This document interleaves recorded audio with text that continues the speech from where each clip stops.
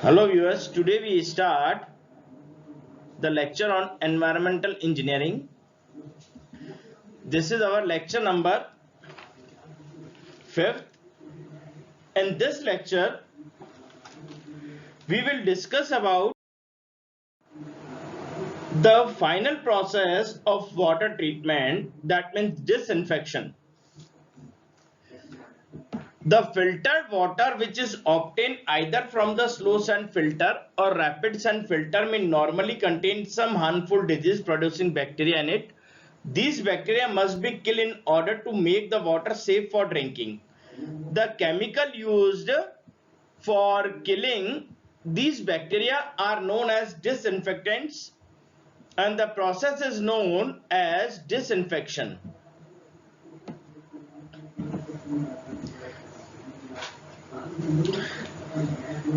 These are the methods of disinfection that are used on a small scale. That means these methods are not used to disinfect the public water supply. These are known as minor methods.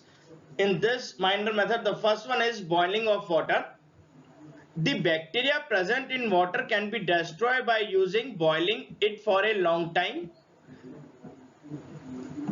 It is an effective method of disinfection, but it is not practically possible to boil huge amount of public water supplies. Moreover, it can kill the existing germs but cannot take care of the future contamination. Next one is treatment with excess lime. Lime is generally used to remove water hardness, but when excess lime is added, then it also effective as a disinfectant. If we add excess quantity of lime to disinfect the water, but additional lime is required to be removed from the water by the recarbonation technique before it is supplied to the public. Moreover, it cannot protect the water from the possible danger of recontamination and hence not used these days. Treatment with ozone. Ozone gas is faintly blue gas of pungent odor and is excellent disinfectant. It can be produced by passing a high tension electric current through a stream of air in a closed chamber under the following chemical reactions.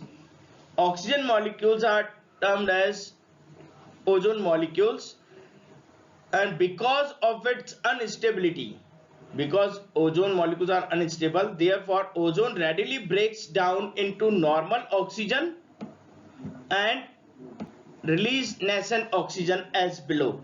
The nascent oxygen so produced is a powerful oxidizing agent and removes the organic matter as well as the bacteria from the water.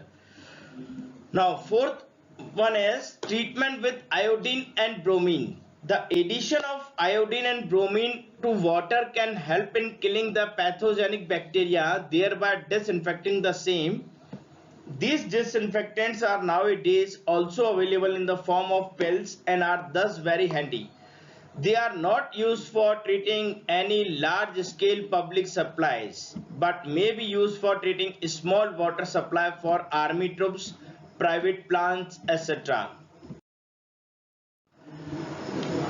Next method is disinfection treatment with ultraviolet rays. UV rays are the invisible light rays having wavelength around 1000 to 4000 millimicron. They are basically found in sunlight but can also be produced by passing electric current through mercury enclosed in quartz bulb. These rays are highly effective in killing all types of bacteria, but the condition is that the water must be colorless and turbidity should be less than 15 milligrams per liter. For treatment, the water for treating the water is passed several times around the quartz bulb emitting such rays. The depth of water over the bulb should not generally exceed 10 centimeter or so because rays effectively penetrate to this much of distance only. Since electricity costs a lot, this method is not used for treating large-scale public supplies. This method, however, possesses ample scope for treating small quantities of water in hospitals, dispensaries for surgical uses. This method is also used for treating swimming pool waters in developed countries.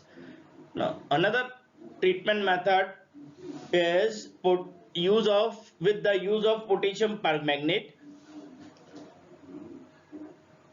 It is also popularly known as Lal Dawa. Potassium permanganate is used as for disinfecting well water supplies in villages which are generally contaminated with lesser amounts of bacteria. It has also been used as an algicide and for removing color and iron from water. The addition of potassium permanganate to water produces pink color. However, if the pink color disappears, it shows that organic matter is present in water, and more quantity of potassium permanganate should be added until the pink color stands.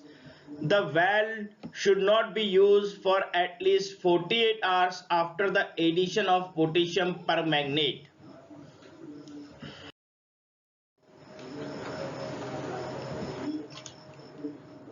Now, now we come to chlorination. We will discuss about this is one of the important method by which the public water supply is disinfected. So therefore it is very important disinfection method and universally adopted chlorination. Chlorine in its various forms is invariably and almost universally used for disinfecting public water supply. It is cheap, reliable, easy to handle, easily measurable, and above all, it is capable of providing residual disinfecting effect for long period, thus affording complete protection against future recontamination of water in the distribution system. This is very important point. That's why it is universally adopted for disinfection.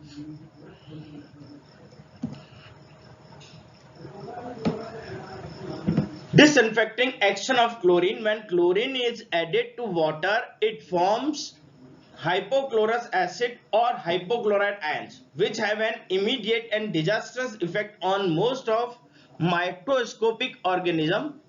The reaction that take place are chlorine plus water react when pH is greater than 5, then products are formed hypochlorous acid plus HCl. The hypochlorous acid is unstable and may break into hydrogen ions and hypochlorite ions. This HOCl, when pH is greater than 8, it is break into hydrogen ions and hypochlorite ions, and if pH comes out to be below 7, that again it turn as hypochlorous acid. The above reaction is reversible and depends upon the pH value of water.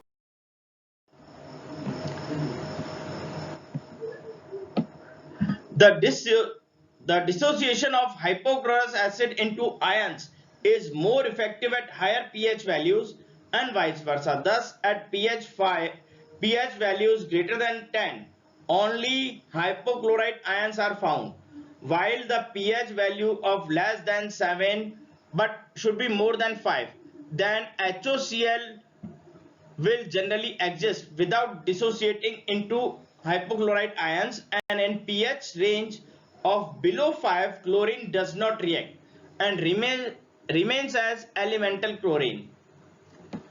So the important point is this, that hypochlorous acid is most destructive, being about 80 times more effective than hypochlorite ions. For this reason, pH value of water during chlorination is generally maintained slightly less than 7 so as to keep dissociation of HOCl to minimum and thereby keeping more HOCl in solution compared to hypochlorite ions. Moreover, the chlorine will immediately react with ammonia present in water to form various chloramines as given below. These are the equation. NH3 react with SOCl,